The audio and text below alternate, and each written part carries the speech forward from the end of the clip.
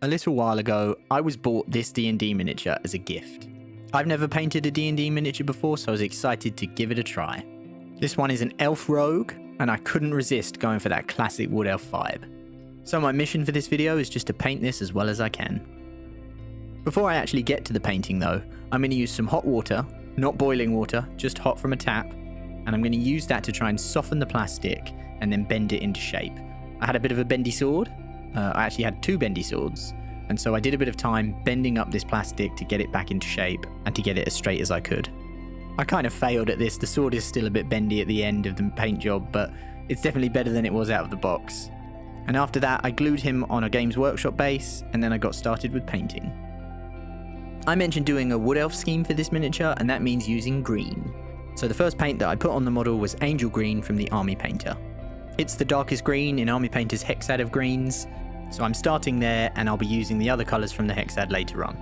For the base coat stage, I'm working outwards, so I'm going to be painting all of the things that are most recessed and then building out to the most external parts of the miniature later. For this miniature, I wanted to paint all the base coats first because I wasn't sure about my colour choices. Once I have all the base coats painted, I could easily swap and do different colours if I wanted to without having to worry about the highlights. For my colour scheme, I wanted to pick some teals and turquoises to go with the green that I used. So I applied a layer of Incubi Darkness all over the main parts of the chest and back. It also wouldn't be a wood elf without some brown, so in the area above and below the belt I added Brigandine Brown by Armypainter, and then I also added this to the boots and the quiver. Next I added Charcoal by Vallejo to the boots and the belt. I picked this colour because I looked online at a load of references of D&D rogues, and I found that a lot of them were wearing dark brown or dark grey armour.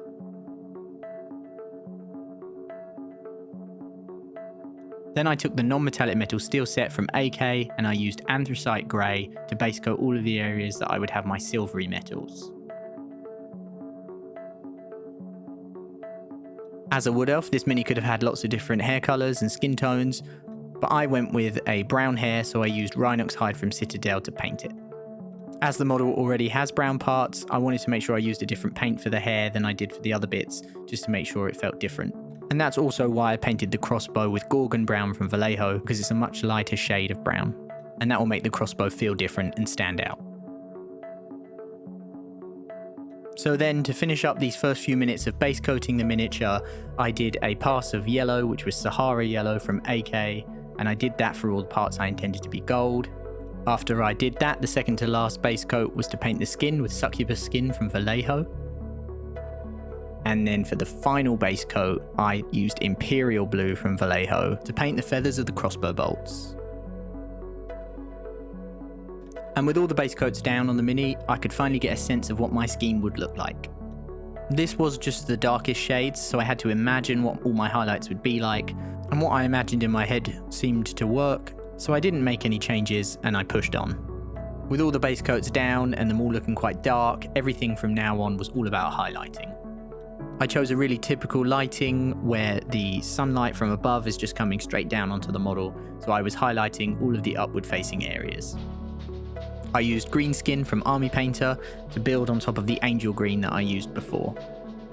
And because I was happy with my base coats, at this point I felt like I could highlight each individual part to completion before moving on to the next one. So I took an even brighter green, which is Wild Green from the Armypainter, and I used this to make an even smaller highlight on all the green sections. Something interesting about this model is that it came primed out of the box, and I had no issues with that primer. The paint applied really nicely. To follow that up, I went to my Incubi Darkness base coat on the chest, and I mixed it with Templegate Teal from the Armypainter to create a lighter shade. I then did the exact same thing as before and just applied it to the upward facing areas, covering about 70 to 80% of what I'd done with the base coat. To work out where the highlights would go on this miniature, I would just tilt it towards me and then look down at it. Because I had a light source that's going downwards, I was pretending that my eyes were like the light rays, and I was looking for any surfaces that were facing up at me, and then I was just highlighting those. I then moved to using pure Templegate Teal to add another layer of highlight. As this is the chest section and the center of the model, I wanted to make sure that I'd given this an appropriate amount of contrast, so I'm actually using 3 to 4 different highlights here instead of just 1 or 2. And for what I thought would be my final highlight, but actually ended up being my second to last highlight, I mixed in Amulet Aqua from Armypainter into my Templegate Teal to get an even brighter shade. And I was making sure that a little bit of the previous highlight layer was still visible every time I added a new highlight. So with our first two sections of the model highlighted, we ended up with something that looked like this. It seems like a decent start, but it looks a little bit weird because a lot of the other things haven't been highlighted. So we're going to trust in the process and keep going. For the leather parts, I used Armypainter's brown set, so I moved up from Brigandine Brown to Paratrooper Tan. But because there's quite a difference in jump between those two paints, I used a mix to create intermediate highlights all the way up to pure Paratrooper Tan. One of the things that drew me to painting this miniature for this video was the challenge of trying to paint a lower quality miniature. A D&D miniature like this fills its own niche, mainly for playing the actual game of D&D, and so the printing quality is lower so that they can be cheaper and people can just get started and throw them on the table. However, for me, it was really interesting to take a miniature where the details are not printed as well and to see if I could still make it look really cool with highlights and shading. And I'm sure other people have done this, but I haven't really seen it on any of my social media feeds, so I just thought it'd be interesting to give it a try and share my results here. And after moving up to Paratrooper Tan for the final highlight, it was time to move on to the skin, which is the most important part of this miniature as the face is the focal point, and I started by using Athena skin to highlight my succubus skin base tone, which is also from the Vallejo game color range. The side of the face that was facing us was the area where I was going to add most of the highlights, and again just to the main upward facing surfaces like the cheeks, the forehead, the top of the nose, the top lip and the bottom of the chin, just where it would catch the light. For this highlight, I was covering about 90% of what I was already doing. I was really only going to leave a very tiny amount of succubus skin in the deepest recesses, so a very thin line. After that, I moved up to rosy flesh and then finally to pale flesh, both Vallejo game color paints, and I continued to highlight in smaller and smaller sections as I got brighter. And then when the face was highlighted, I had something that looked like this. Because the face is really small, I still had to have a lot of contrast, so you'll still see quite a bit of that dark succubus skin colour in the little lines under the cheeks and around the eyes. And then it was time to do the hair, and I did a classic recipe where I used Mournfang Brown and Scrag Brown to highlight my Rhinox hide base coat.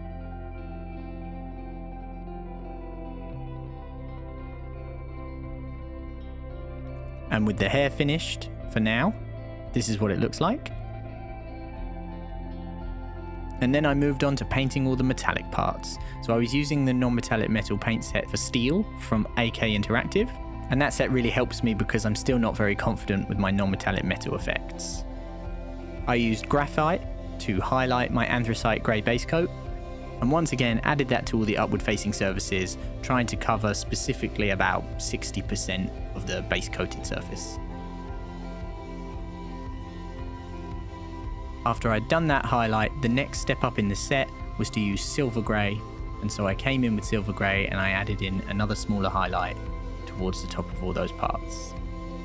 I love a good opportunity to practice my non-metallic metal effects, and I felt with this miniature that I learned quite a bit, and I managed to get the placement of the highlights pretty good, I think, so the effect ended up looking really cool. And even at this stage, as I'm adding my third highlight here, you can see that I'm just adding fun little dots onto this, but it really brings it out, it helps it shine, and starts to bring it to life.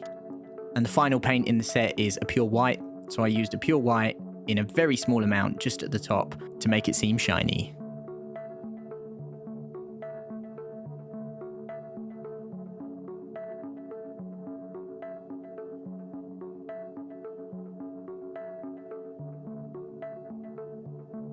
Then I highlighted the dark grey belt and boots with deep grey from Armypainter. And when it comes to paints, the vast majority of paints that I use tend to fall into Armypainter Fanatic, Vallejo Game Color, or AK 3rd Gen. I do also have quite a few Citadelpaints, so I often use those when I'm painting Warhammer 40k stuff. Or in this case, like the Rhinox hide for the hair on this guy. And with that stage done, here's a look at the miniature as it currently stands. With more and more highlights going onto the model, things were starting to balance out more and I could start to see that we were getting somewhere. So then I used Uniform Grey to do a second highlight on the belts and the boots. I should also mention that I used this recipe for the straps around the quiver. which you'll see the next time I turn around to the back.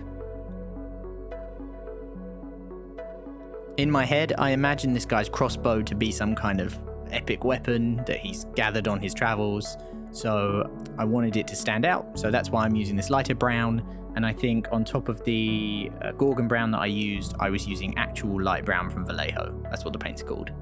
Once again, doing a mix of Gorgon brown and light brown, and then doing pure light brown for the final highlight.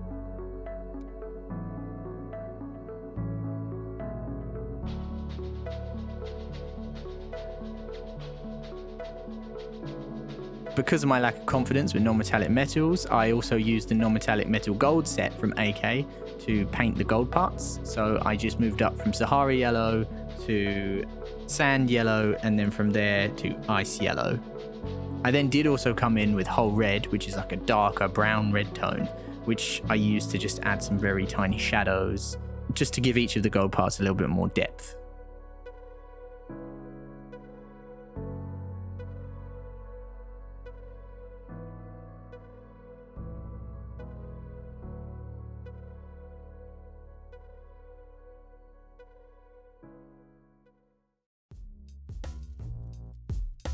And once we had all of those highlights complete, we had something that looked like this.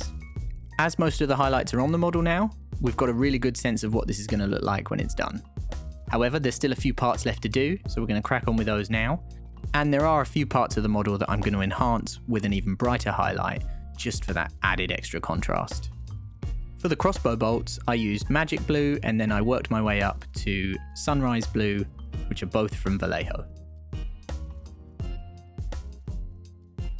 When looking at the face, I realised that my eyebrows were still a bit dark and I needed to highlight them to match the rest of the hair, so I used my scrag brown to come in and try and highlight those eyebrows. And I had to be very careful not to try and ruin the whole face. Then I'm using my brightest tone, my pale flesh, and I'm using that to just enhance my highlights a bit. And this is what it looked like after I'd worked on the face a little bit more.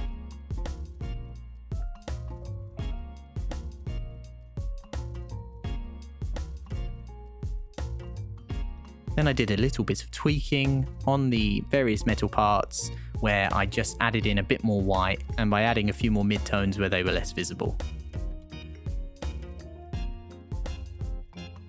Then I used pure Amulet Aqua on the chest just to try and bring out the tiniest final highlight. For some reason in my mind that part was just missing a little bit of that extra pop it needed, so I pushed it even further.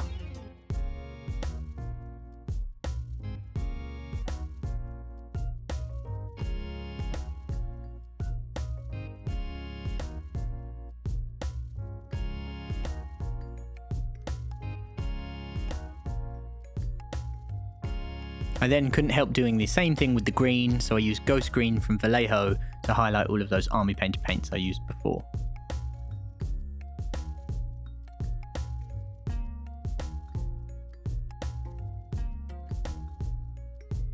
The next highlight for the boots was to go a step up from uniform grey to ash grey, which is also from the Armypainter. They're all part of the dark grey set that Armypainter sells for their black and grey hexad.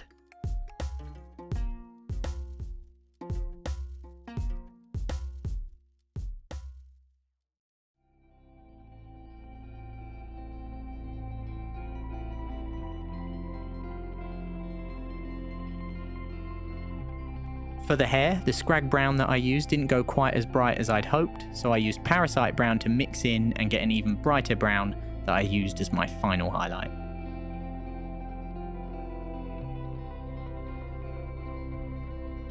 Then I had to make a decision that I'd been putting off for the whole rest of this paint job, which was what am I going to paint the shoulder pads. I liked the idea of having a range of green to blue tones on this miniature, so I went for a turquoise instead of a teal, and I used Deep Azure from Armypainter to paint a base coat on these areas. And to highlight that section, I just used Marine Mist, also from the Armypainter, and I mixed that into my Deep Azure to get brighter highlights. By using a green, a teal, and a turquoise on this miniature, I've tried to make it so that everything has a bit of green in it, but to still create a bit of chromatic contrast by using different hues. So with that stage done, we had most of the painting on the miniature finished, and now we needed to work on the base. The D&D miniatures come with this weird rock under their feet already. It's kind of flat, it doesn't have that much texture on it, so it's a bit weird. but I tried to incorporate it into the base by using a texture paste of mud from Vallejo to just put around it. Then I covered that with a grey primer from AK, and then I used a brown paint. In this case, I used Bootstrap Brown from the brown set from Armypainter, and I used that to just cover the whole base in a normal brown. The eagle-eyed amongst you may have noticed that I actually tried to paint the rock in a bunch of greys. I didn't like how that turned out. It looked too samey to the black belt and to the boots, so I wanted to change that massively. But before that, I did a dry brush all over the mud with Flat Earth from Vallejo. For a second dry brush highlight, I used a Shabty Bone from Citadel to create a really nice, bright, final highlight. And I was very soft with the brush when I did this dry brush so that I only covered the very top of all the detail.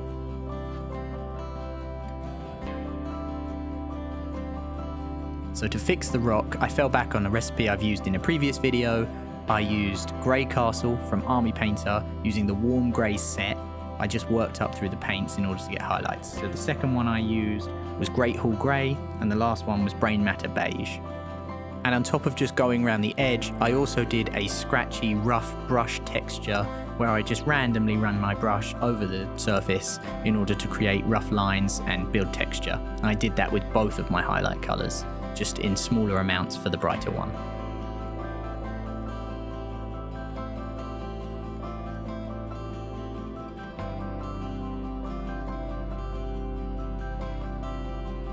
And the very last thing that I did was I cleaned up the base rim with a coat of matte black.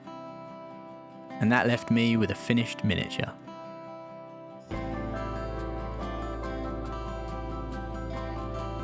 This was a fun experiment, and this mini turned out way better than I thought it would. I think because of the eyes, that it's just really reminding me of a RuneScape character, which is giving me a lot of nostalgia. I've never played D&D, but if I did have to play D&D, I could now easily field this as an elf rogue, and I'd be more than happy with how it looks. Thanks again for watching the video. If you want to support me and help me grow, you know what to do down below, and I'm going to get to work on the next video.